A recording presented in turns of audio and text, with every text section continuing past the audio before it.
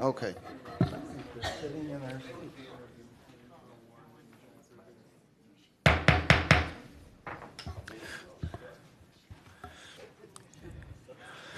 Good morning. Today's meeting of the Committee of the Whole, which will include both budget-related items and items related to various contracts for the hotel and other property-related items, will please come to order, and the clerk will please call the roll. Calling the roll, Ms. Simon. Ms. Simon is absent at the moment. Mr. Greenspan. Here. Mr. Miller. Here. Mr. Brady. Here. Mr. Germana. Mr. Germana is absent at the moment. I understand he's on his way. Mr. Gallagher. Here. Mr. Schron. Here. Ms. Conwell. Here. Mr. Jones. Here. Mr. Rogers. Ms. Conley. Here. There's a quorum. Okay, thank you very much. I know that we have public comment today related to the agenda, and I would ask the clerk to please call. The first person is Gloria Aaron, and if you'll come up to the podium, state your name, and please just speak into the microphone. Thank you. Good morning. Good morning. Welcome to the committee. You have 3 minutes. Okay, I'm here today on behalf of Community Partners for Affordable, Accessible Health Care. Our organization is grassroots, community-based. We continue to work for the passage of the Medicaid expansion, and we are staying on the goal of keeping MetroHealth, our public-owned hospital, and making sure that it's accountable to us. And I think that's something that this council also supports. I also, in working with the hospital, we are in negotiations on various issues ranging from access to transportation to the high cost of co-pays. So we are looking forward to be able to resolve a lot of those things and make it a better communication between community and the hospital. I'm also a Metro patient. When my husband died, I became a rated patient at 100%. Now I'm rated at 200%. On September 11th, I had knee replacement surgery. You can see that it was great, and I'm doing very well in a short period of time. I could not have had this surgery. I could not have afforded it if I wasn't rated at Metro, because the cost was too high. When I had to have cataract surgery a few years ago, I had to pay a copay of over $1,000. So I know the knee surgery would have cost a lot more. At first, I didn't want to do the surgery because I'm a coward. And thank goodness my doctor, Patterson, could have said, it's your choice. But he sat down with me and told me why it was important and necessary to do it now, and talked through all the fears I had. I had that same kind of caring compassion when I went to the rehab center. And, you know, all of us worked together on our treatment times, so I got to know other people. And whether they were private insured patients or rated patients, they all said that they would go to choose Metro is where they have their service. Metro is a great asset to this county, and we, the citizens, need to do all we can to ensure that it stays stable. Right now, I think you will all agree that we're in hard times. As a community, we continue to work for the passage of the Medicaid expansion, and we need to make sure that we look at other ways. Just one quick sentence. It is important to know that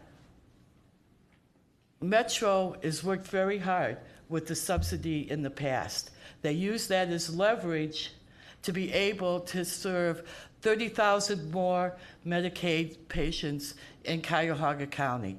We need to make sure that this county continues to support them, and not only by, again, giving them a subsidy, but by increasing that subsidy. Our other major systems do not give primary care to the uninsured. It is Metro Hospital that covers the weight and burden of all the uninsured. And without money, they have to still do it. We have to make sure that we are supporting them. Thank you. Thank you very much. Our next presenters are going to be speaking regarding the proposed sale of the County Archives building, and that's on the agenda following the budget portion of the meeting. And Ms. Clerk, please read the next name. Thank you, Mr. Chairman. I'd like to recognize that Mr. Germana has entered the meeting. Mr. William Merriman.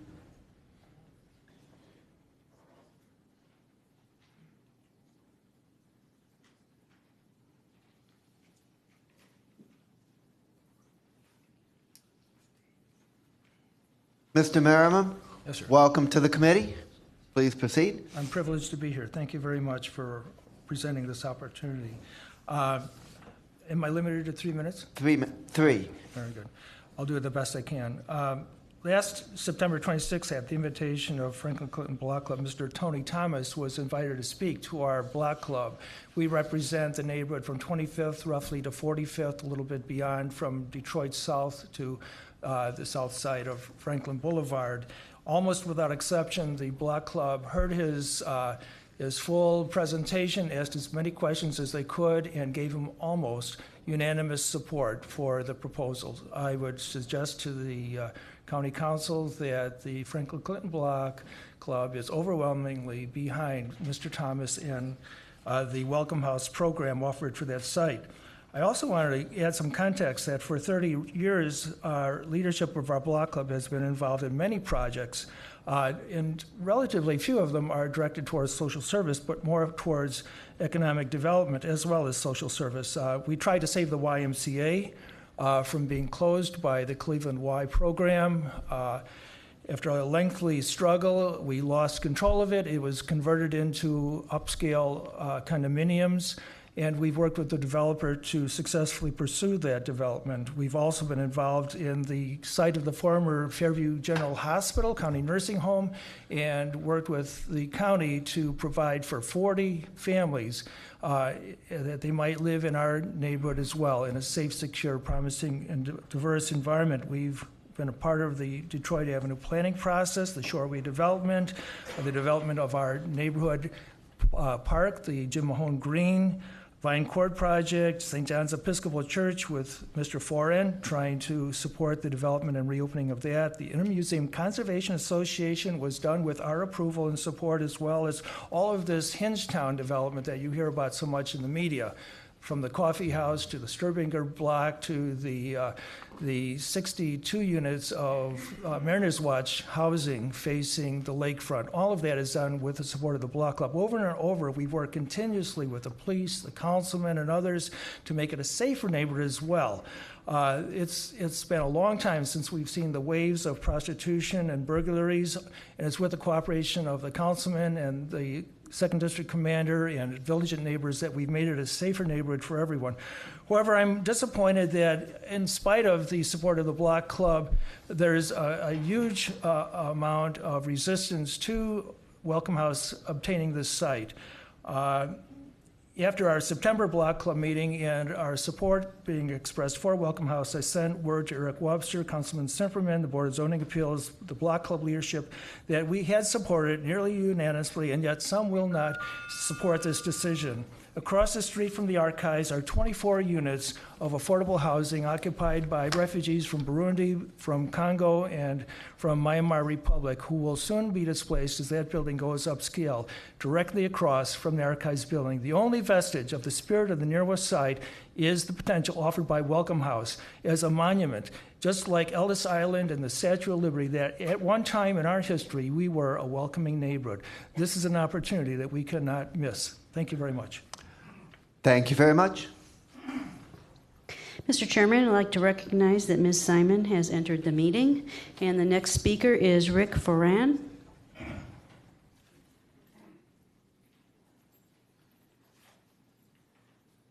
Good morning, Mr. Ferran. Welcome to the committee.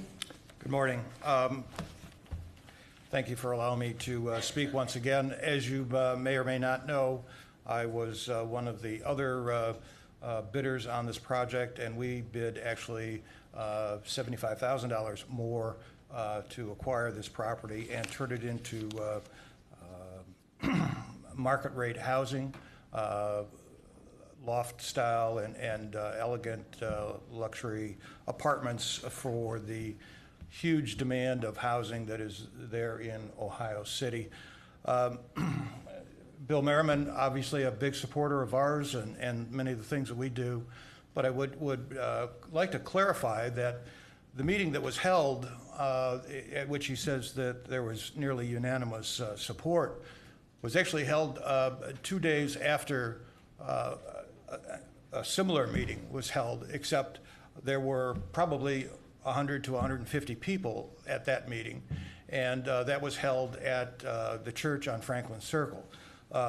It was apparent, as Bill alluded to, that in fact there is this overwhelming negative feeling about bringing yet one more social service agency into Ohio City, which is overrepresented with social service facilities. We would like to take advantage of the momentum to stabilize the market to the area by adding much needed market rate housing to this area. We have our financing lined up. We would make use of both buildings that are involved, whereas the current proposal, they have no proposed use for the second building at this time. And we feel that we are still the much better proposal. These folks, from what I understand, don't have their financing lined up, and it'll be another year yet.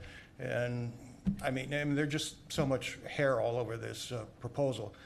We keep being told that we're being discriminatory against people who are less fortunate than we.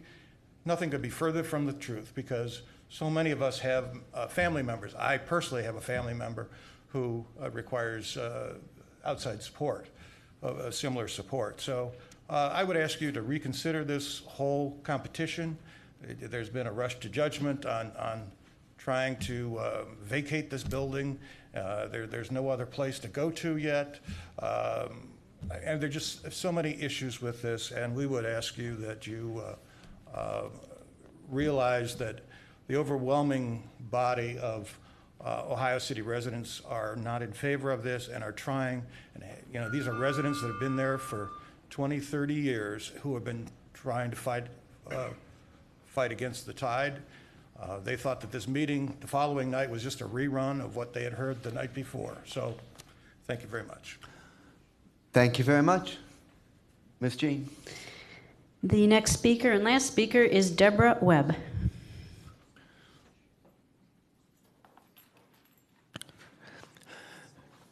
Ms. Webb, welcome to the committee. Thank you. Please proceed.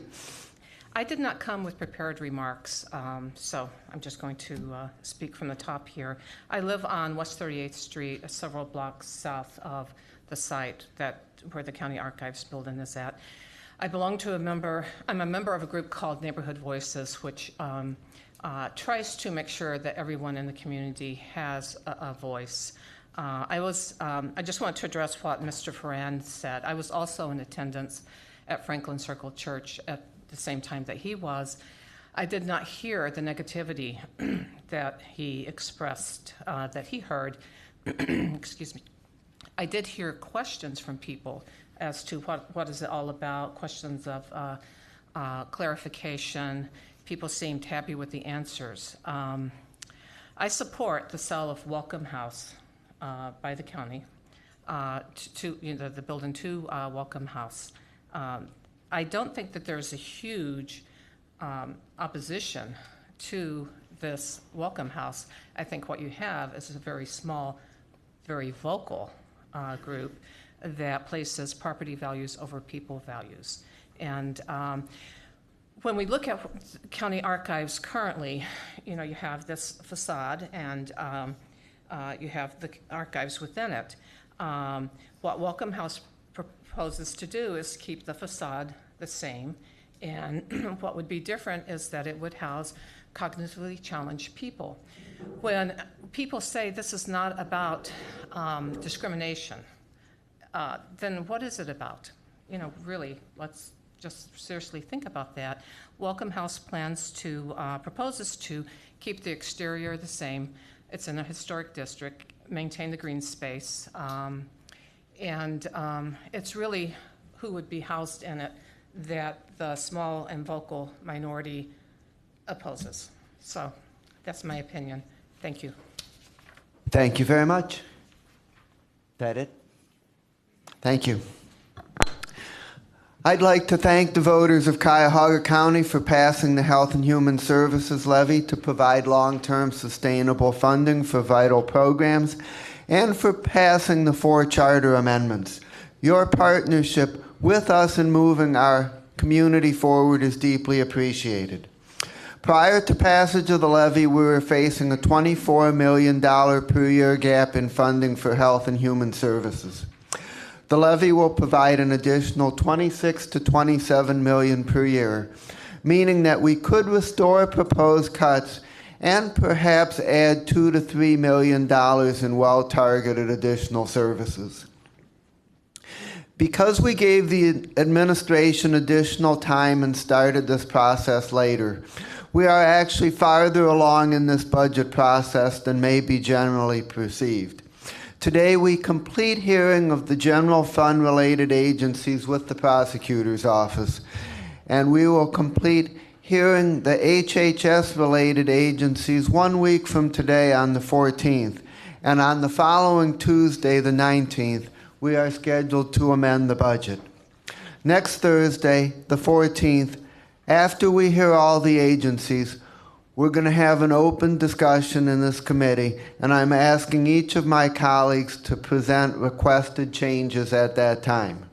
A written list would be helpful but not required. If anyone could submit proposed general fund related changes at the meeting on the 12th, it would be a bonus. I also request that the administration let us know of any changes that you propose no later than at our meeting on the 12th. I recognize that it would be difficult to make a number of changes and get a substitute resolution ready simultaneously on the 19th. I conferred with Council President Conley and our clerk on this, and we agreed that if needed, we may simply pass a list of agreed changes on the 19th. Then on the 26th, an hour before the council meeting, we would hold a committee of the whole to review the substitute resolution and make sure that it conforms to the agreed upon changes, and pass it out of committee to the council where it would be listed for second reading pending referral.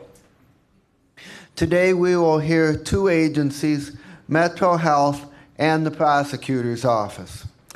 There may be a good number of questions, so we'll use the 3-question rule. We are also required to review and approve MetroHealth's own budget, which I would like to do simultaneously with the hearing of their appropriations so that they don't have to come before us twice. So, Jean, I would ask if you would please read both the budget resolution and the MetroHealth budget item, and we'll place both of them before us. Resolution number 2013-0229, a resolution adopting the 2014-2015 biennial operating budget and capital improvements program and declaring the necessity that this resolution become immediately effective. And resolution number 2013-0228, a resolution approving the MetroHealth System year 2014 budget in accordance with Ohio Revised Code section 339.06D, with the understanding that the allocation of county funds to the system will be made through adoption of the 2014-2015 biennial operating budget and capital improvements program, and declaring the necessity that this resolution become immediately effective. Thank you very much. Representing MetroHealth System, we have our new CEO, Dr. Akram Boutros and Craig Richmond. Please come forward.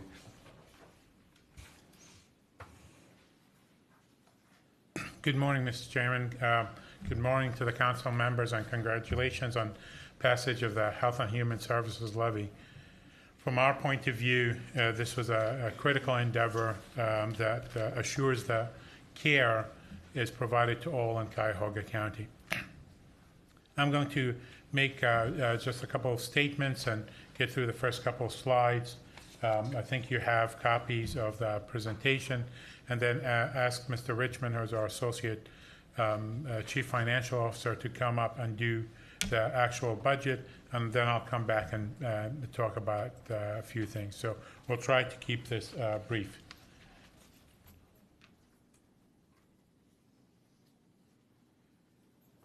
So if you take a look at the first page, you will see that we are beginning our presentation with the new MetroHealth mission and vision.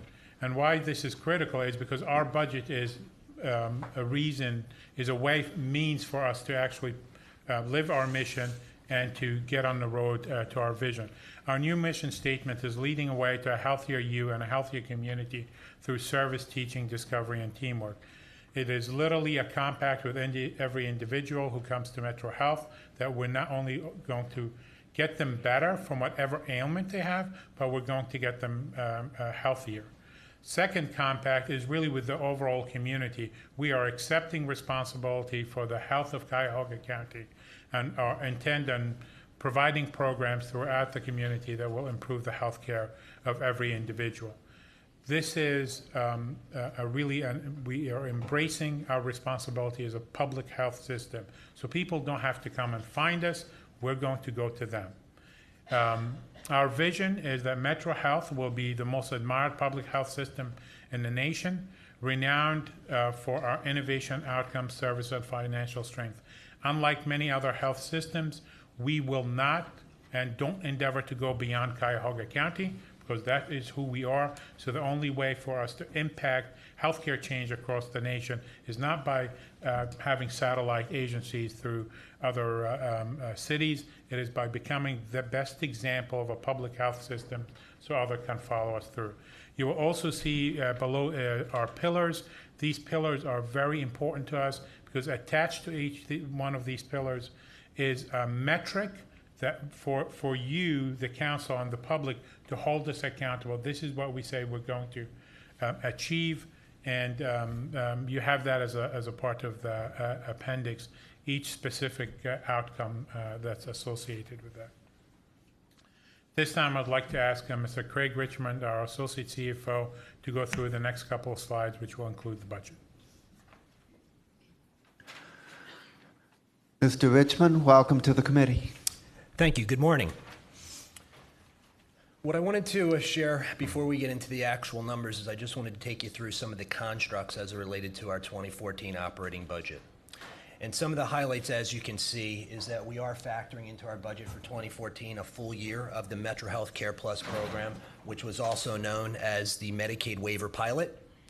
We also are very pleased that we have filed to become an accountable care organization by the Centers of Medicare and Medicaid Services, and we feel good that we will be approved for that in 2014. Also, we're making investments in various programs within 2014. We're committed to creating a new Office of Patient Experience, also further enhancing our commitment to the Office of Diversity and Strategic Planning. We're also continuing to focus on our network development for better access for the patients in our community. Some of these are growth in surgical services, radiology, our express care services. And also, we've been very much focused on service transformation, also operational transformation, as it relates to further improving our quality and patient satisfaction. Some of the things that you've probably heard about or have at least read about, we're very focused on our new payer reimbursement strategies. We're very pleased with moving forward and getting paid fairly for the services that we provide as it relates to our commercial payers. And then also, we've taken into consideration modest volume growth in existing inpatient programs. So across the nation, also here within our county, there has been a shift from inpatient care to outpatient care. We will continue to see that in years to come, so that has been factored into our overall budget. So as you can see, to your far right, you see the 2014 budget. We have an operating income line item of $18.5 million for 2014 that is highlighted in yellow. And when I say operating income of $18.5 million, this is money available for us to continue to invest in our community. Let me take you through a couple of the line items associated with this $18.5 million operating income target. We're going to focus on the change between 2013 and also 2014. As you can see, our net patient revenue is projected to increase $55 million from the prior year, and majority of this increase, 35% of it, is associated with the rate increases that I just spoke about on the prior slide from our commercial payers. And then the remaining 60% is related to growth within our volumes in both our Care Plus program and also some of the other surgical and outpatient services. The other revenue of $13.8 million increase from 2014 to 2013, 65% of that increase is primarily driven from our Care Plus program. Moving a little bit further down into our overall expenses, you can see that our salary and fringe benefits has an increase of $41 million from the 2013 projected.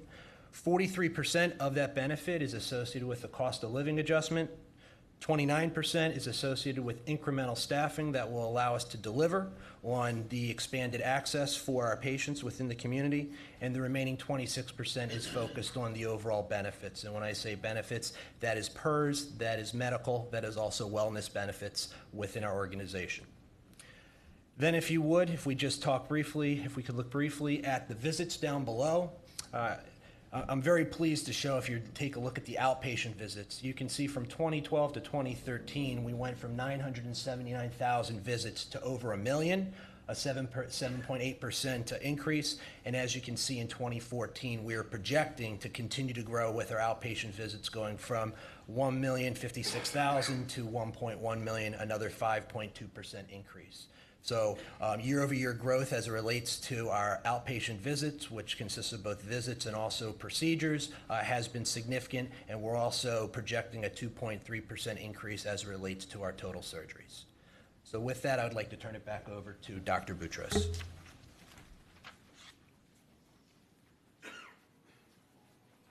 Just three comments on the numbers. When Mr. Richmond spoke about an aggressive commercial payment campaign, reimbursement campaign with commercial payers. This is critical. We don't believe that the citizens of Cuyahoga County need to be unfairly taxed for dollars that we can receive from other folks. So we're trying to be fairly paid by the commercial providers, so that we can decrease the burden on Cuyahoga County citizens. The second thing is that although we are going to be asking the council for additional dollars, what is baked into the budget is the $36 million subsidy that you have provided us in years past. And finally, the income that is generated, unlike for-profit organizations, this is money that doesn't go to stockholders. This is money that goes to be reinvestment for care across the continuum.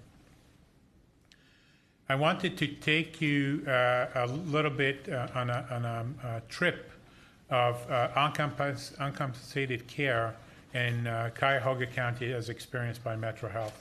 You can see in 2009, the most vulnerable among us needed about $100 million of care in that year. When I speak of the $100 million, it is at our cost. It is not our charges. It is literally the cost of the services provided. We expect that to grow to $161 million in 2014. Such a dramatic growth of 60%, while putting the MetroHealth Care Plus, the Medicaid waiver program, in place. You will see in 2012, we went from $67 million of the MetroHealth Care really share of this component down to $36 million. Well, in truth, that was expected to go down to about $10 million. Why did it only go down to $36 million? For really two major reasons. One is that our Ohio HCAP program, which is the Medicaid Disproportionate Share Programs, for those organizations that are providing disproportionate share of care to the indigent, went down by $3 million. And what happened is that as we went to the community and said, we have a Medicaid waiver program, we would like you to come and get care, what we uncovered was many, many more people who are uninsured that had not received care in years past. So today, in the past couple of months, 30 to 50% of the new MetroHealth Care Plus patients are patients who have not received any care for 3 or more years. So now we're on a campaign that we want to continue of finding those who need care and not having to wait for them to come to us. In 2014, due to some changes, the Ohio DISH program, that's Disproportionate Share Program, will be reduced by nearly $20 million. We have absorbed that into our budget. There are some additional reductions, but with the expectation that the Metro Healthcare Plus program will grow to $64 million, MetroHealth will pay, contribution will be $53 million to the uncompensated care. Also very important, in the next slide, you will see that if you add the Metro Healthcare Plus program and self-pay, that's over 22%. It's 22% of our volume. If you were to go back to your prior presentations, that number in 2012 was 11%. We are expecting that number to increase significantly because we're going out to find the patients. Since I've been here, I've been trying to figure out to benchmark MetroHealth against other public health systems. I've been challenged by people regarding the $36 million we've received, and I needed to know that we're doing the right thing. So we went to the association, the National Association of Public Hospitals, and we asked them to give us a similarly sized organization, the top 20 organizations, to see what the county, the state and local funding is for them. And you see they range from 13% to 55%. And so we didn't want to stop there. We just said, okay, who's similarly sized to MetroHealth? Which organizations look like us? And Grady Health System, UCLA Medical Center, the Cook County, University Health System in San Antonio, and GPS Health System in Florida, all have a very similar size to us. With the smallest subsidy for that group in 2010 was $125 million compared to our $40 million, and the largest subsidy being $286 million. We are making good use of your money. You need to know that. We are doing the best that we can with the dollars spent. Also, over the past 9 years, the subsidy that has been provided by Cuyahoga County has gone down from $45 million to $36 million. That's went down from 8% of our net patient service revenues to 5% of our net patient service revenues. So that's for us, it's a 38% decrease of dependence on the county.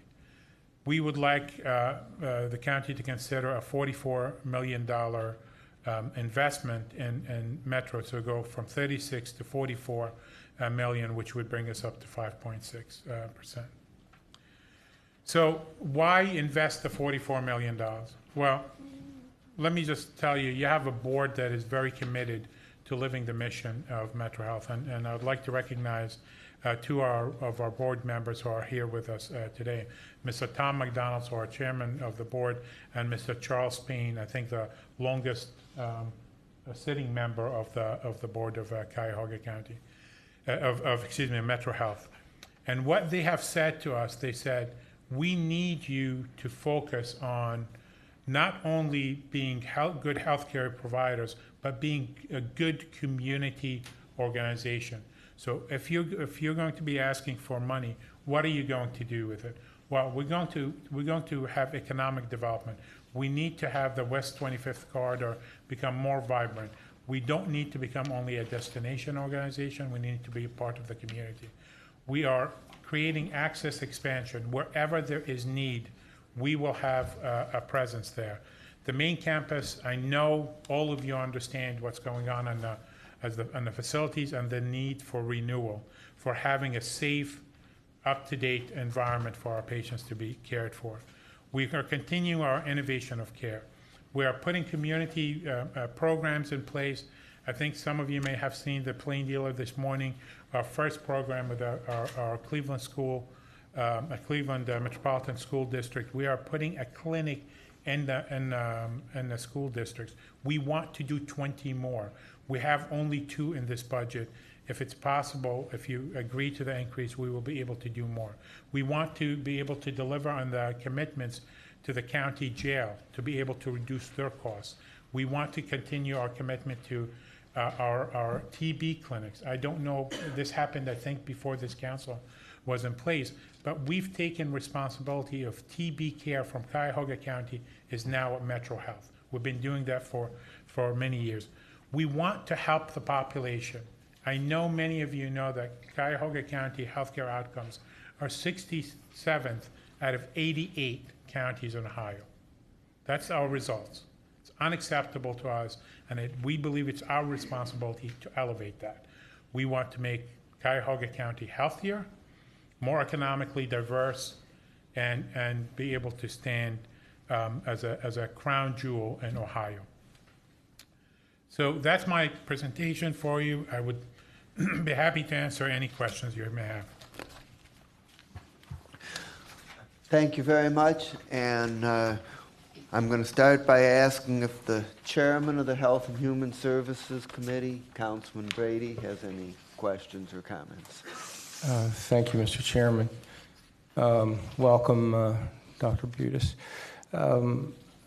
I had hoped when you came to town that we would have the opportunity to have you come and speak to the council before we were at this particular moment in the budget hearings. So I would just like to now invite you to come early next year once this process is over to talk about your vision of Metro. Over the time that you've been here, it seems like you've spoken to almost everybody in Greater Cleveland. Every person I run into has met you, and you've got a lot going for you in terms of people's impression of you. We'd like to have you in January to talk about the future of Metro once the dust has settled on this particular process. My only question at this particular moment, before we go around, is on the expansion of Medicaid in Ohio and how that impacts Metro's expectations. So we believe the expansion of Medicaid will be good down the line for Metro, for the community, for Ohio. What we don't know how to estimate yet, is the process by which people are going to be enrolled, how the impact is going to be in the enrollment process. As you've seen already, enrollment becomes a very difficult thing to do when you have these large programs. So we're not able to really estimate the revenue impact, but we do have that, for example, the Ohio Department of Medicaid has given us estimates that are going to create cuts in the program, in our current reimbursement. So with the advent of Medicaid expansion, there's also Medicaid reform, right? So they've come with the Medicaid reform and said, you're gonna have $15 million of cuts if Medicaid reform goes into place. We have not accounted for that in here. We did account for the $24 million that we expected from sequestration and the disproportionate share reductions. So I can tell you, Councilwoman Brady, that I firmly believe it will be positive overall, but not in 2014. So there are too many moving parts, too much confusion on how this is going to take place. We are working diligently with our Ohio Department of Medicaid to assure that our 26,000 enrollees today continue with the program, but we still don't have a resolution on that. Mr. Chairman. Please continue. Yes, we all have come to understand over the last several years that this is a moving target, a work in progress. But as we get into the next 6 months, year and a half, as the state has apparently successfully been able to give us the opportunity to expand Medicaid, at least in Ohio, I think we need to be able to track, this council needs to be able to track more carefully, more systematically, more often where we're at in this process. And so I look forward to working with you next year as we are able to better define what these changes are going to mean for the MetroHealth system. Absolutely, and our board expects us to give them frequent updates on the same thing, so we will have it. We'll be glad to share it with you in a spirit of complete transparency. We are your hospital, and you need to know what's going on. But I just want also the council to note that Medicaid expansion is not a panacea. There is still expected 600,000 people in Ohio who are not going to have coverage. So we expect to be able to go out and find them in Cuyahoga County and take care of them. All right, thank you, Dr. Bridgerson. Thank you, Mr. Chairman. I'll hold any questions until others have had an opportunity. Okay, I'm going to start to my right and start with Councilman Greenspan, and we'll go down the line. Great, thank you. A follow-up to that Medicaid expansion question. So did you say you anticipated about $15 million worth of additional expense related to the Medicaid expansion in 2014? No, so I'm sorry, I was unclear. The Ohio Department of Medicaid has said to us, with Medicaid expansion comes in Medicaid reform, and they modeled the Medicaid reform portion of it, because expenses always, cuts are always more definite than revenues. Mm-hmm. So they came and did the cuts estimates, and they estimated $8 million of cuts and an elimination of a 5% Medicaid rate add-on, $1.4 million in a reduced capital payments, $2.3 million in outpatient services reductions, and $3.5 million from readmission penalties that they're going to exercise. So those weren't increasing expenses, but there's a decrease in revenue. Correct, and reimbursement. And that's not contemplated in this budget? It is not. So the $18.5 million operating income that's projected for 2014 may be impacted negatively by $15 million reduction in income and reimbursement? It is, but I also want to give you a balanced view. We also may have some additional revenues from Medicaid expansion. The balance of that, I don't know where it will lie. I don't know if we'll go from 18.5 to $3 million, or we'll go somewhere between the 3 and 18. But your projection is right now is not to go lower than 3. Correct. When you talked about switching subjects back to the total revenue regarding the rate increase that was put into place, was that a full year in 2013 projected rate increase, or was that something that happened after you came on board? We had very few rate increases in 2013. We've contemplated what has been going on since I've begun Metro, which is really an aggressive discussion with commercial payers. You may or may not know this.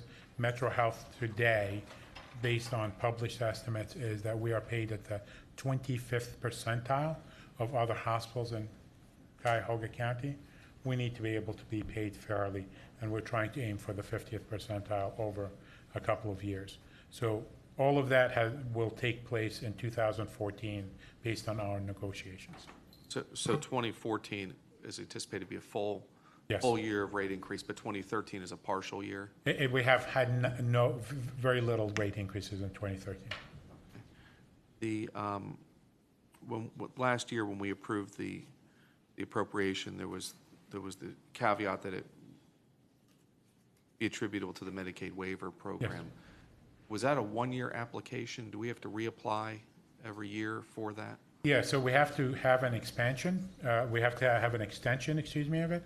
But because of the Medicaid expansion, that we're unsure how that's going to work. We understand that the State Office of Department of Medicaid and CMS, the Center for Medicaid and Medicare Services, had a discussion yesterday. Our fate of that waiver is unknown. So we are asking for an extension, but they have not approved it yet. And if that extension is not granted, or we're not it's no longer offered, it's not eligible, it's not granted, how would that impact? Obviously, It'd be a negative $64 million. In revenue? Yes, a negative 64 million. So you would see the $18 million go to a negative $50 million. So this nearly $900 million includes the $64 million It absolutely does. anticipated. If that program was not, that extension was not granted, how would the offset in care expense be related? Is it dollar for dollar? Probably not. It would be catastrophic. I don't want to even contemplate it. Okay. I can tell you there would be widespread program closures for programs that are losing money, and we're working literally 24 hours a day to make sure that doesn't happen. And I've told my team, and the board has told me, that failure is not an option. When do you think we would know if the extension was awarded? I would say probably by the end of December, before January comes around. And is it a calendar year program? It is not. It is calendar year. My apologies. Okay. My staff is usually behind me telling me all the right answers. They're a little further away today. If I can continue, or do you want me to come back? Let's see who else has questions, and we'll. I'll defer to Mr.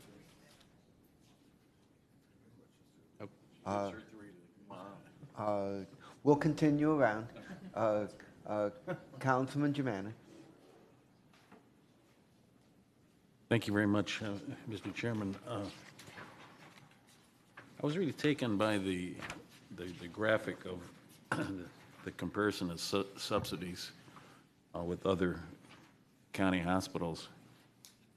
How do these other hospitals do it? I mean, what is this? Is it because of state funding, or?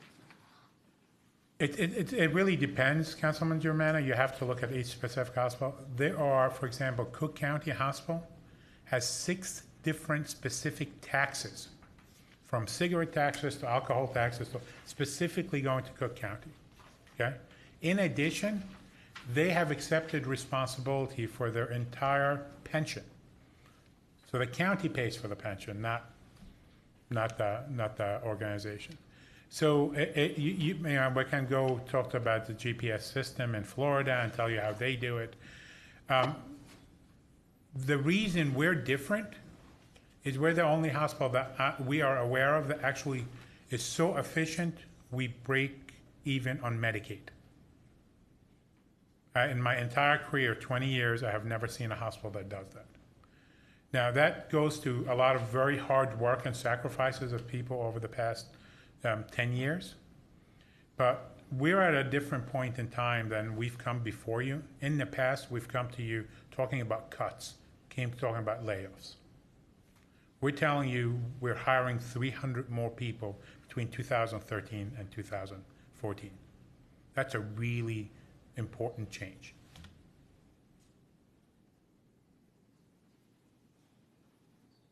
Can you expand a little bit about the difference in pricing in comparison to the other hospitals? You said 25%? We're at the 25th percentile. So if you took 100% of the hospitals and said who's the lower 25%, who's the 25 to 50%, who's the 50 to 75%, and who's the 75 to 100%, we're at the cusp between the 25 and the 50% range. So what it tells us is that we are the lowest cost provider in the county. And actually that's been borne out by several studies. And we're still being paid, because we're so efficient, we're being paid disproportionately lower rates. That's unacceptable to me. The programs we need to deliver cannot be borne on the back of Cuyahoga County residents only. It has to be the commercial providers need to give their shareholders less money and be able to pay us fairly for our services. I guess my last question is, you know, there's so much confusion about the Affordable Care Act going on. You could switch channels and it's very confusing. If you could just simply give us your impression of how the Affordable Care Act is going to be affecting Metro. It will be positive. It will not, we don't believe it will be positive in 2014 because of all the confusion, but we think it will absolutely be positive.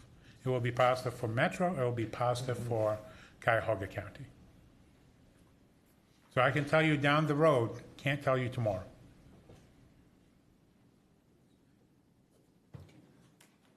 Councilman Gallagher. Doctor, well, I'm glad it's positive for Metro. It wasn't positive for me. I got a 30% increase for next year. We'll deal with that later.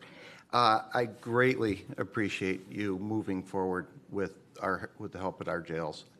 That had been a sticking point earlier on when we were first seated, and it was very difficult to move that project forward. And you showed up, and all of a sudden it's moving at light speed. I appreciate that, and I certainly speak for the sheriff and his program. Also, when you came on, we had an instance where the outgoing administration gave raises across the board, and your commitment to me at that time was that would not happen again without input from this committee or this panel. I greatly appreciate that.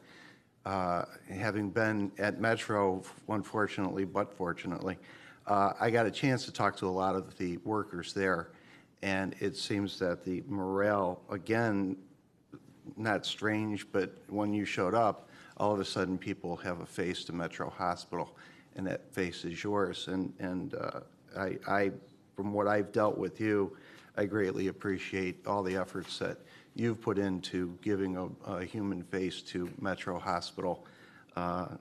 Previous administrations evidently weren't as open and friendly as you, and as a matter of fact, one day I was there, you were serving lunch to the employees, so there's definitely been a change in atmosphere and morale there, and I appreciate that. This is probably my question is probably outside the four corners of this budget, and probably goes to Mr. Brady bringing it back, but is there, one thing I think the county has lacked, still lacks, and hopefully will not lack in the future, is a building plan across the board for our needs, specifically the campus at Metro and not specifically the justice facility here, which has less than a 25-year span to live, which I think we should be looking now and planning now for that portion of Cuyahoga County's life as far as they move into the future. I think we should be doing that. Are you doing that with the campus at 25th Street? And if so, what are your plans, if you can tell us any? We are revisiting all the needs. There are two different ways of looking at projects. One way is seeing what's the business, beginning with the business case. What can we afford? How do we make a profit? And designing a program like that. I'd rather take a different approach, and it really stems from our mission and vision. What is right? We need to do what is right. What do our community needs are? Where should they be? How should we deliver the services? So we have gone back to the drawing board and are beginning to look at what is a state-of-the-art metro for the future needs to look like. We're having our retreat in December, in which we will be vetting out all the different needs of the community. We will then be going to the board and saying, this is how we think we could meet the needs. You will see less hospital, less big building, and much more programs in the community. So that's the direction we're going, and we should have something by mid-year that makes a lot of sense to present to you. And finally, again, speaking with some of the employees, what's considered full-time at Metro? 40 hours a week. Because I spoke with a number of, at least the nurses, that were on 32. They had been cut back, and they were being told that was full-time. And when you're, and one lady in particular, who's a single mother, she had lost the 8 hours, had to pick it up somewhere else. But, you know, her lifestyle, because she had planned on that 40-hour work week, she had purchased a home and had a lifestyle and couldn't maintain that high lifestyle or the home because of the slashing of 8 hours. And I didn't know if that was across the board, and I didn't know if I was just hearing a random story, but it seemed that 32 hours was being considered full-time? Yeah, Councilor Gallagher, I honestly don't believe that is the case. Okay. I can tell you I have I've probably met with over 2,000 employees. I've had personal conversations with over 2,000 of them. Over several hundred of them who stopped by my office, sat down and had discussions with me. I have never heard that complaint, but as again, I promise you I will look into it. I promised I would ask, so thank you, and oh, my pleasure. Keep up the good work. And by the way, I'm happy to give you my children's phone number in case you want to tell them how nice I am. They don't know? Not so much. Talk to my kids. Councilman Tron, questions? We all have that same problem, Doctor, so it's universal. We get a little more intelligence as they get to 28, 29 years old, we seem to find. You've referenced a couple times about shareholders, and I don't really want anybody listening to this to think that there are shareholders in the other hospital programs that are out here. Those are all nonprofit too, as far as the Veterans VA Hospital and UH and Cleveland Clinic. So I wouldn't want to think that I wouldn't want people thinking that that's the hospital. Those are the shareholders you're talking about, because they don't exist either. Those are all nonprofits, or as we define, I guess. What I was speaking about is insurance companies. They do have shareholders. Yeah, they do, and so that's a whole separate argument as far, or point of discussion as far as where the revenue comes from, because they could also choose not to use a particular facility and block it off. Exactly correct. So my question then gets back to the business model that's that Mr. Richmond presented, which was a $55 million projection on the revenue. And I just want to test some of those assumptions from the business standpoint. How does that rate as far as our, and we'll just equate it to another subject we'll pick up a little later on, the rack rate, by analogy to a hotel, how does that compare to the other products that are being sold for a comparable price in town? Goodness gracious. So I'll answer it in two different ways. One is our charges. And there was a massive article that was done in the New York Times on analysis, and they compared MetroHealth charges, which is not what people pay, but what we have in our books. It's the UCR? It is what we say we should get paid before discounts. And our charges were significantly lower than other hospitals in the region. Cleveland, Ohio, and other hospitals in the region. So that's one way of looking at it. Then the second way of looking at it is now literally what do we get paid? How much do we get paid per procedure? It is significantly lower than many of the large health systems in the region as well. And you can go well beyond Cleveland. You can go to Akron, you can go to Cincinnati, you can go to Columbus, and we're significantly lower.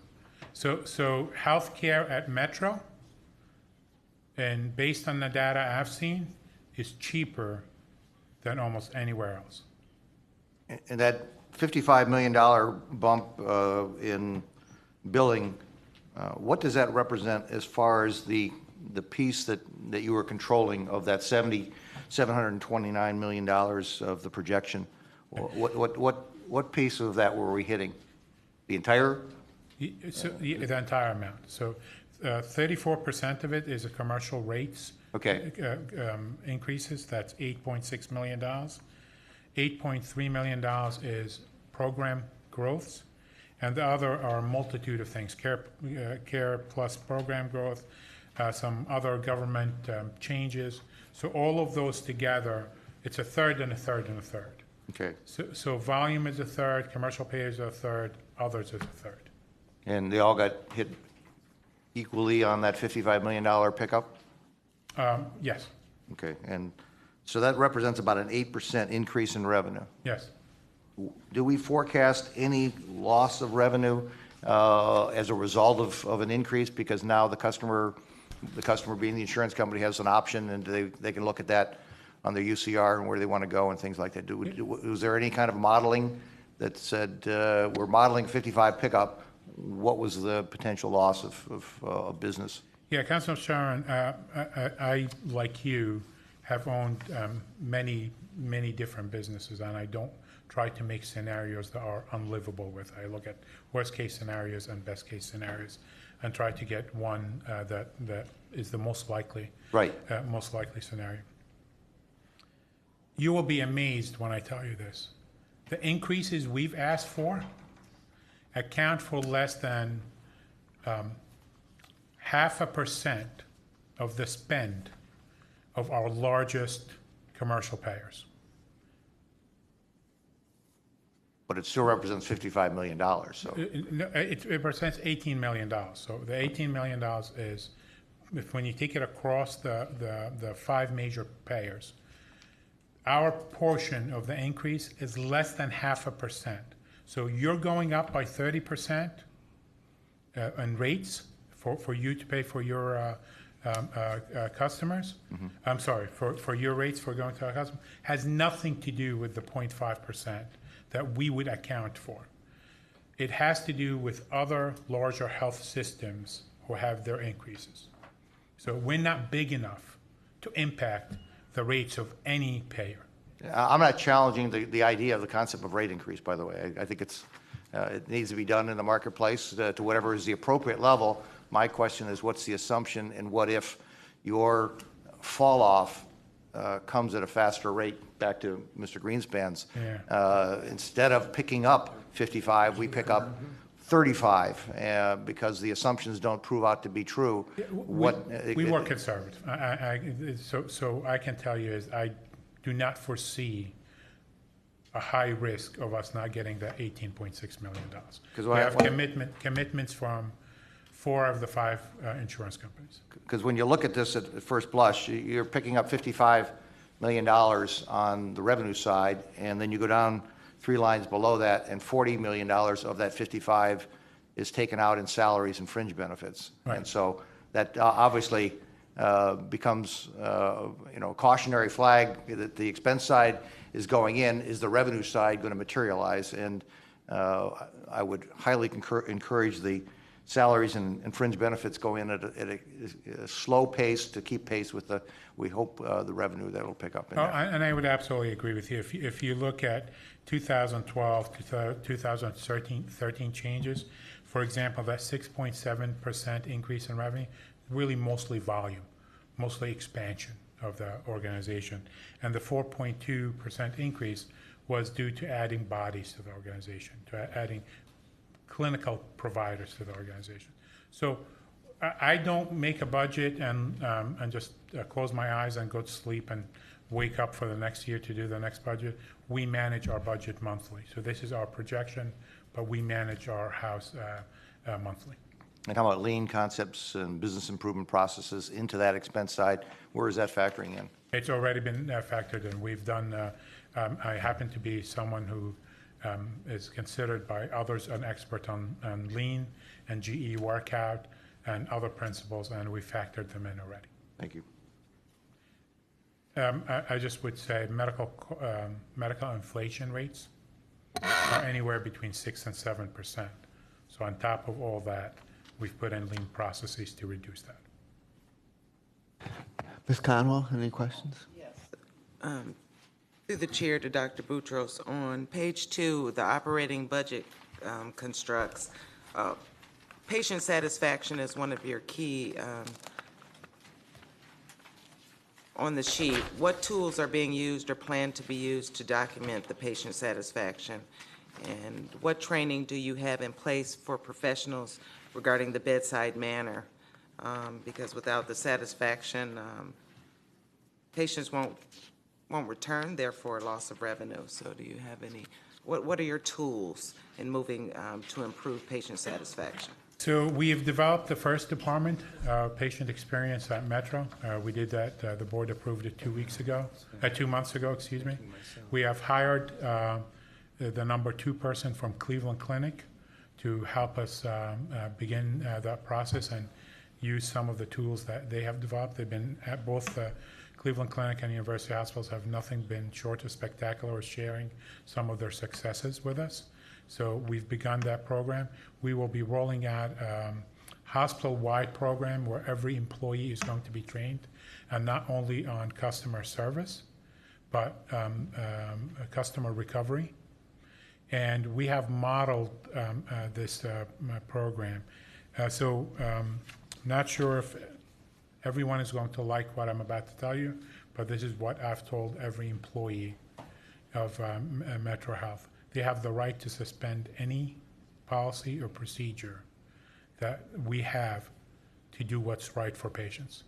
They have 2 obligations: to let us know about that suspension so we can make sure that they're protected, and to learn from it so that we don't have repeated issues. So we also utilize Press Ganey to measure our patient satisfaction, and have been seeing some improvements over the past few months. It needed some. And my second question would be, I agree. what impact, if any, will the Medicaid waiver expansion play in hiring the 300 more employees? I think Councilman Germana touched on that, but you stated that you were planning it and moving forward, hiring 300 more employees. What impact will Medicaid expansion So play? we already hired 150 in 2013, and the next 150 would be a part of the expansion. They'd be partially dependent on the expansion of services. So up to date, 150 new Yep. employees. So you have about 150 more to go. Correct. And then on your chart on page 6, that's the MetroHealth County subsidy compared to the other similar-sized health systems. you highlighted the ones in red, but then there's, just to fully understand the chart, there's about three hospitals that are closer to the figure of MetroHealth Hospital system. But they're Yeah, so- highlighted in blue, so I don't understand. So UMDNJ, for example, is not similar to our size as an organization. But they're So- closer in dollar amount. They absolutely are, and I wanted to have them here for you, but the ones that are as our size, scope of services, and revenue amount are the ones in red. I didn't want to mix apples and oranges, so that's why I gave you all of them, but made the ones in red who look like MetroHealth. So the ones that are closer to our dollar amounts, I know they're not similar in size, so what is why can they, I guess, manage closer to our budget at a bigger size? Well, some of them reading that right. aren't bigger than us. Some of them are smaller than us. It's a factor of many things. One is their commercial rates. Many of them have better rates than we do, and we're striving to do that. Some of them don't have as many indigent and needy population that we do, and some of them have smaller footprint. We're Cuyahoga County, pretty big footprint for us to cover. Thank you. You're very welcome. Councilman Jones, any questions? Thank you, Mr. Chairman. And good morning, Dr. Boutros. Good morning. My questions center around the economic development efforts. As I look at your paperwork here, you're expanding the ambulatory network into Brecksville Broadview Heights area, and the demolition of the psychiatric hospital in this coming spring. Talk to me a little bit about the economic inclusion models that you'll have around these capital improvements. Sure, happy to do that. I was delighted the Board of Trustees, prior to my arrival, created a Board Diversity Action Committee. That committee is composed of 5 out of the 8 board members, 3 vice presidents, doctors, other community members. And we've moved the Office of Diversity and Inclusion to report directly to me, to the CEO. That has never been done before. We've created a procurement and supply chain goals and construction goals. And so, for example, our construction goals are for 2014 to be 15% of our spend to be minority-owned businesses, female-owned businesses, small businesses, and local businesses. That goes to 17% in 2015 and 20% in 2016. We've adopted policies that have been put in place to assure that we are compliant, and we've signed on the community benefits agreement with Cleveland, the city of Cleveland. So we're making progress. One of the really important things for me is that our hospital needs to reflect the communities we serve. And we're moving forward with that. Without a disparity study, without hard evidence, the county can't mandate MBE goals as you just expressed them, 15%, 17%, 20%. I assume that does not apply to the hospital. Well, these are our goals to do that, and we are providing every 2 months. We're providing the board with report card on diversity. So that includes hiring, and we don't look at diversity as only as race. We just look at diversity as really being diverse and reflective of the community. So the board of directors, for example, recently agreed to provide same sex partner health benefits as a part of our diversity program.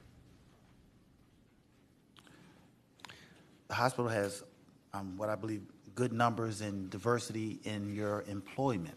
I think it's very respectable numbers. My concern is that at the top 200 decision makers of the hospital, there isn't the same level of diversity. Can you speak briefly to if it's a concern, and if so, what efforts? It is for a couple of reasons. First, if you include diversity being women, 70% of our management to 100% are women. So on that side of life, we do very well. So on the gender, we do well. On things like African Americans and Hispanics, they account for just a little under 10% of our senior management team. We certainly have to do better. But the doing the better part isn't about meeting a quota for me. It's about providing opportunities and really development opportunities, because we have among our employees already excellent examples of committed and intelligent and capable leaders. We need to help develop them to reach their potential. And that is something we are committed to do. Thank you. And lastly, you mentioned neighborhood development, partnering with, on West 25th Street to continue the economic development there. Can you speak a little more to just what those partnerships look like? Sure. So we want to be able to partner on the West 25th Street corridor. Had multiple discussions with Councilman Brady about this. What we want to be able to do is take some of the empty and lots and the debilitated lots around the organization, and we want to be able to develop mixed use developments there. Want to be able to bring housing for our employees so they can become a part of the neighborhood. We want to be able to bring a grocery store so that you don't have to cross the highway to get to Walmart to be able to find healthy food. We want to be able to have daycare so our communities can become a part of, our employees feel that they are part of the community. So we want to make this attractive around our neighborhood. But it doesn't stop there. We're accepting responsibilities for our children who go to school there. We want to develop scholarships for them so that they can stay in the neighborhood. We want to stop the idea that to move up, you got to get out.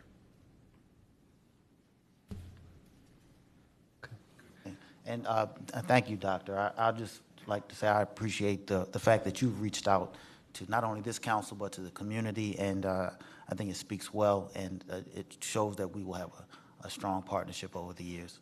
So I thank you for that. Councilman Rogers. Great, thank you.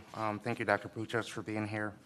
And thank you for the conversation we had the other day, particularly around your program of expanding into the Cleveland schools. You made mention that part of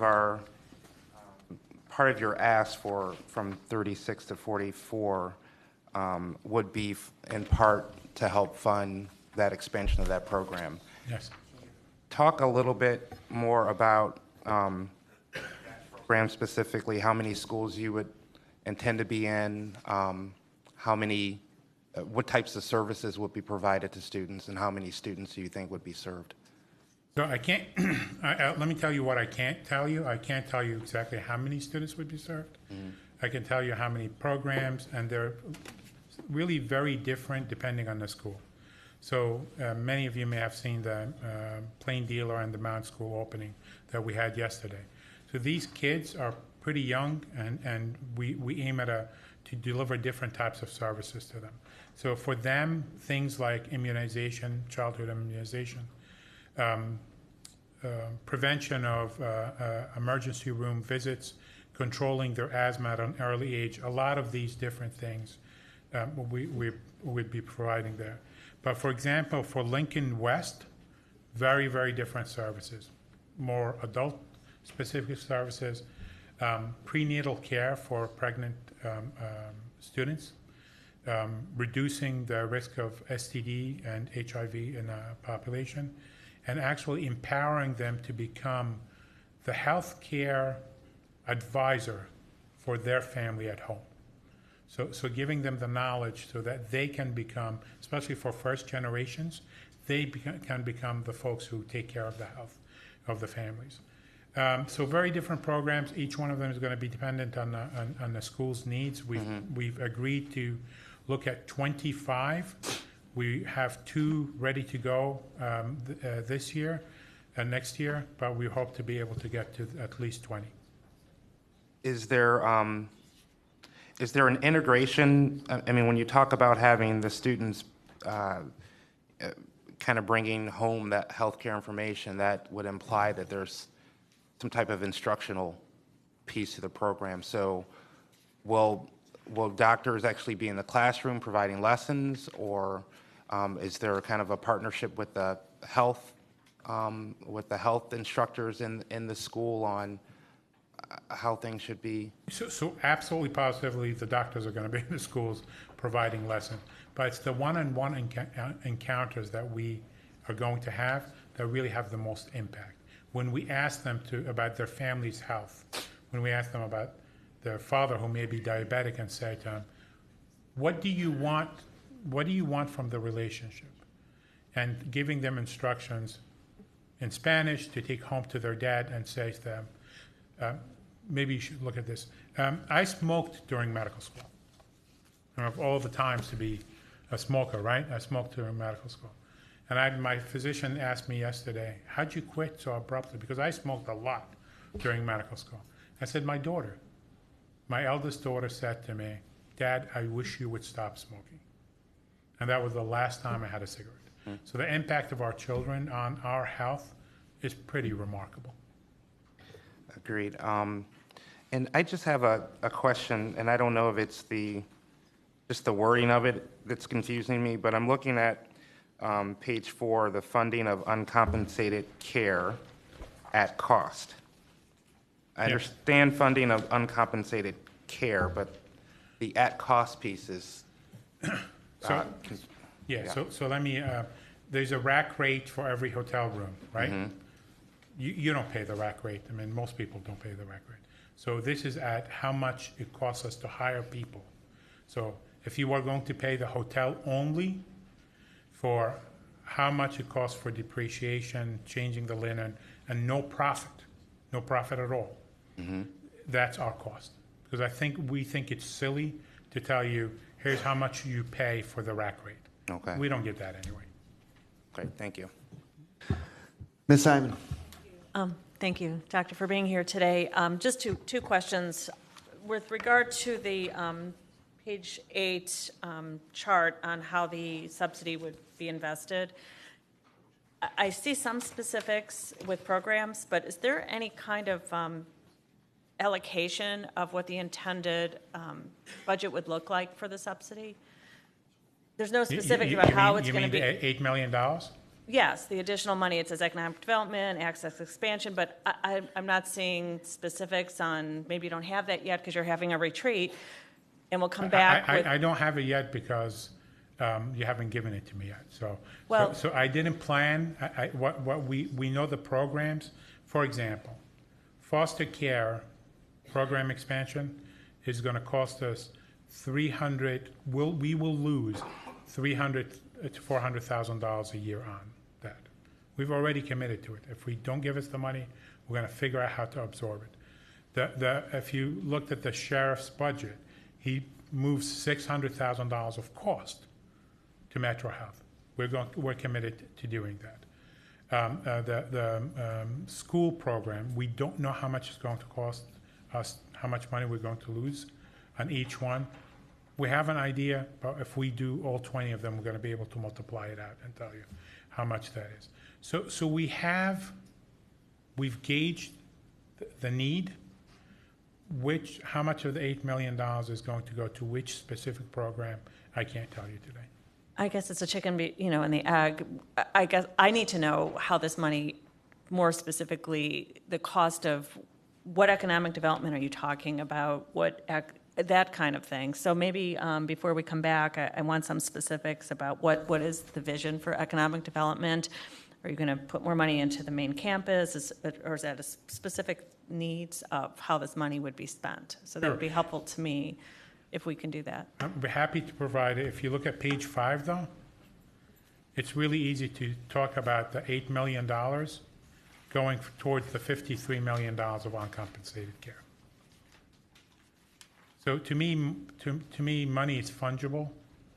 So if you either put in uncompensated care and use profits, you use income to do the projects, or use the $8 million to do the specific project. We're happy to provide you with a list of projects and estimates of the cost. Sure, thank you. And I'm not sure I fully understand Medicaid expansion and the funding. What I think I understand is that the funding is federal, and it looks like we're going to get some of that if, for the state, governor had his way with the board. So, but this is a finite funding from the federal government, is it not? I mean, it's not going to be, I thought there's a limit on how long that's going to be subsidized. So there's actually was an analysis, and they used Ohio as a part of the impact on it. So it changes over the years, but it's literally a decade down the line. It changes over the years. Is it a decrease over the decade? Yeah, yes, right. it is. So for hiring people is your hiring vision and based upon this decade graph of a decline of funding, how is this going to be accounted for when this money starts to run out? The measures you're taking now to take advantage of the money now, today? We're moving from volume, which is I get paid when you come into the hospital, to value, which is by reducing the cost of care, we share in the profit and the arbitrage. It takes a lot more people to take care of patients as a population than it does for waiting for a patient to come in. So patients with multiple chronic conditions, for example, that are homebound, it takes a lot more coordination and visits of pharmacists, of nurses, of others to be able to take care of them in the home instead of just waiting for them to come to the hospital and go into the intensive care unit. So a lot of these folks are folks who are moving towards that direction.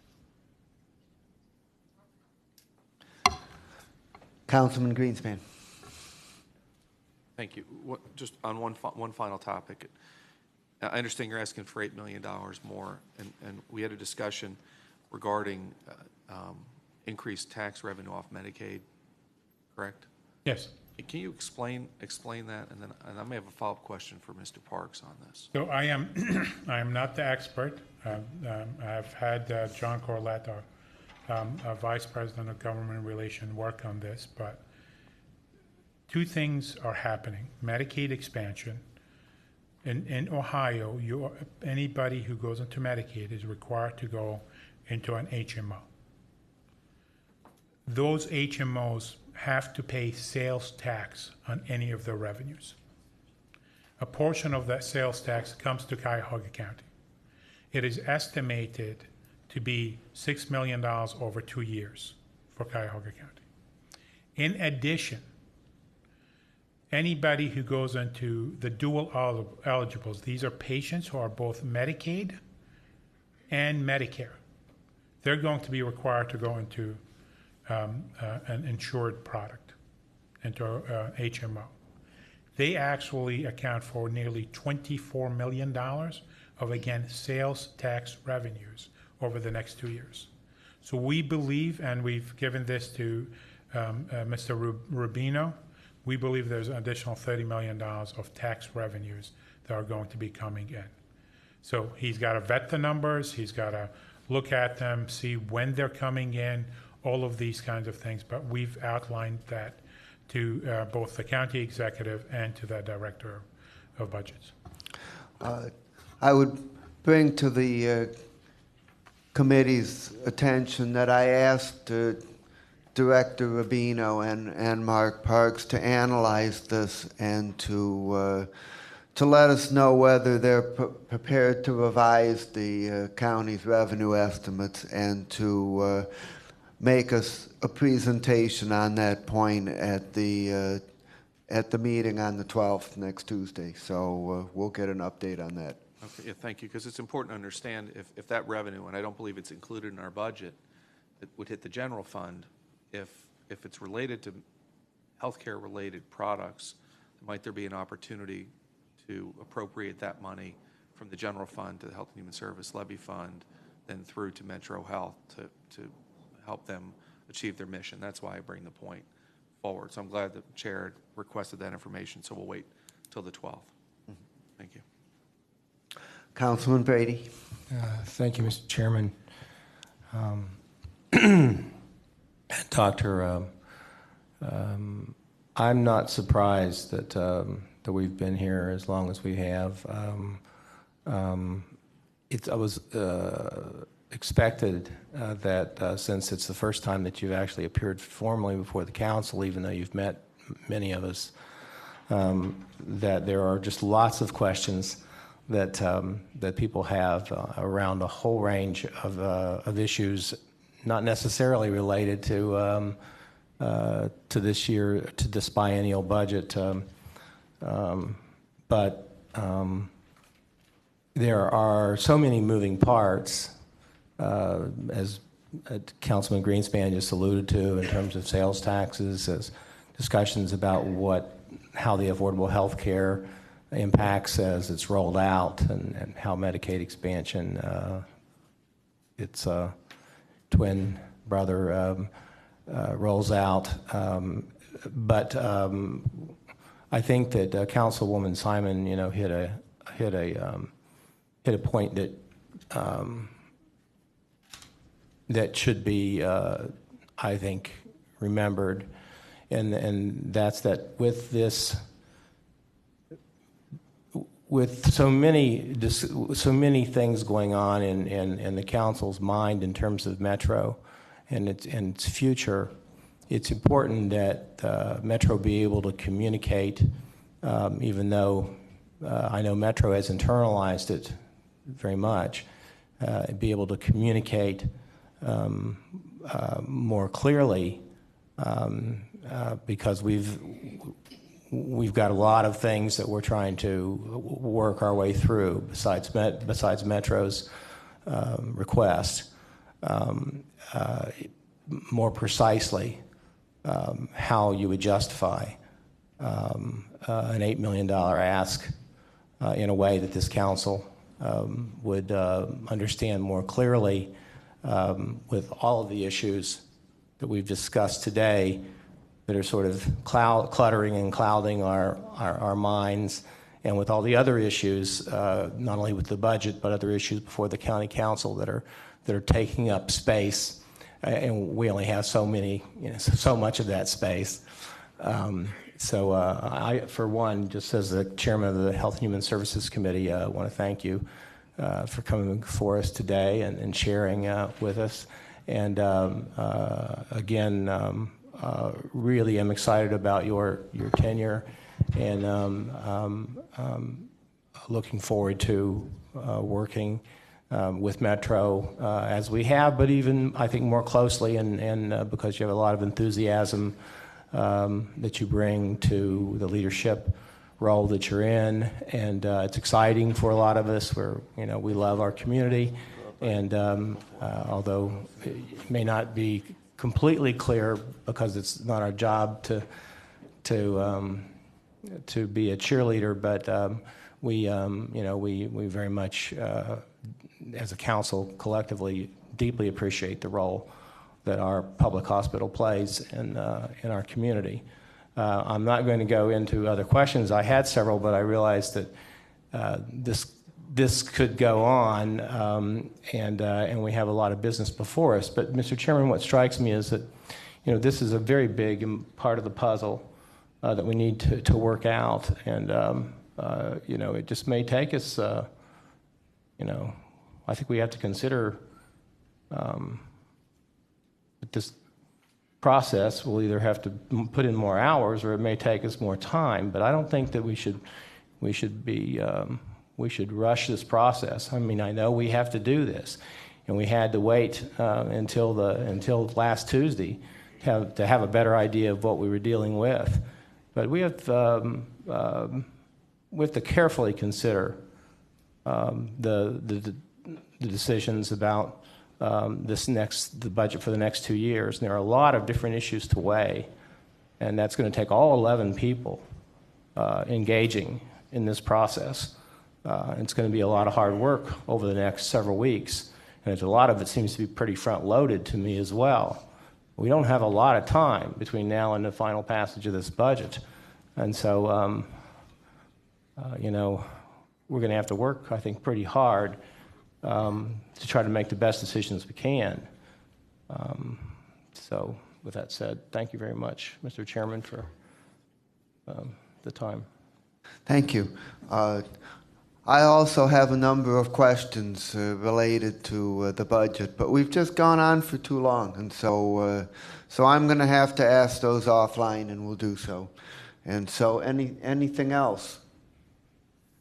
Okay, well, Resolution 2013-0228, as it says here, it's a resolution approving the mental health system year 2014 budget with the understanding that the allocation of county funds to the system will be made through the biennial operating budget. So we can approve that budget without waiting for the rest of this to be resolved. And I would like to make a motion that we favorably report Resolution 2013-0228 to the full council with a recommendation for consideration for passage under suspension at our next meeting. Is there a second?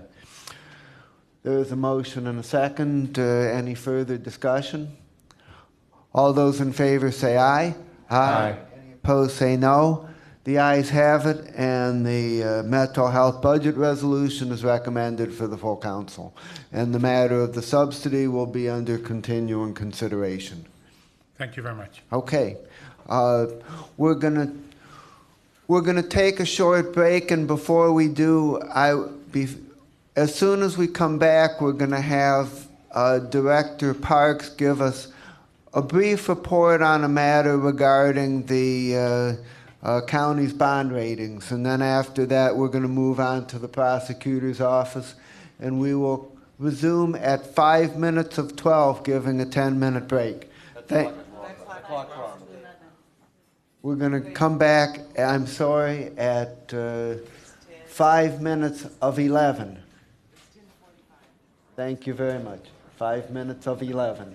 So we're going to break for 10 minutes. Thank you.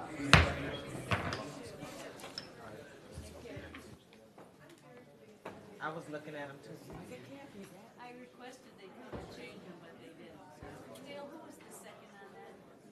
Freddie.